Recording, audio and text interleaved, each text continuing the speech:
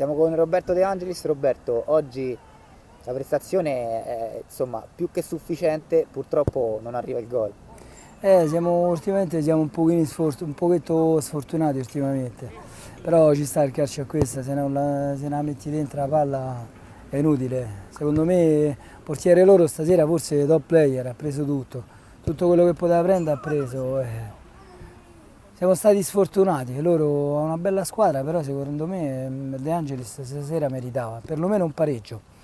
Arbitraggio non ne voglio parlare perché sennò sono sempre polemico, però quando vedi mettere le mani addosso all'arbitro e non lo butti fuori, forse questi arbitri mancano un pochino di personalità, o non ce l'hanno proprio mai avuta perché il livello di questo campionato è altissimo, però la personalità degli arbitri è molto bassa.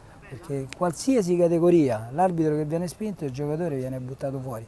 Non con questo sicuramente non pareggiavamo, però le regole sono uguali per tutti. Non è che per una squadra c'è una regola, per un'altra c'è un'altra. Se le regole vengono applicate devono essere applicate per tutti, uguali per tutti. Non esiste, cioè quello che ho visto stasera non esiste proprio. Di due secondo me non hanno fatto uno. Al di là cioè la Roma non ha rubato niente.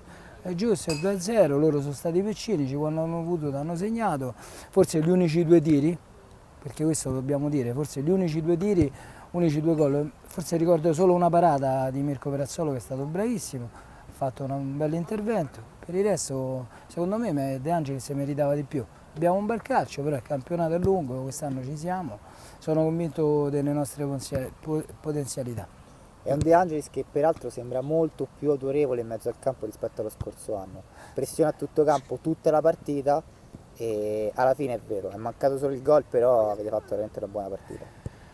Abbiamo preso forse due o tre pali, un paio di traverse, miracoli del portiere, quando è così queste sono partite che secondo me se giocavamo fino a domani mattina non la pareggiavi neanche domani mattina.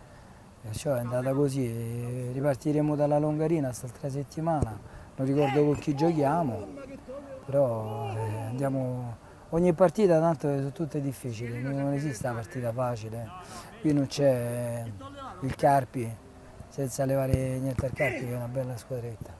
Diciamo, facciamo così, diciamo qui la Lazio non c'è, io sono romanista perciò diciamo che qui non esiste Lazio, sono tutte belle squadre, questo posso dire. Grazie. A voi.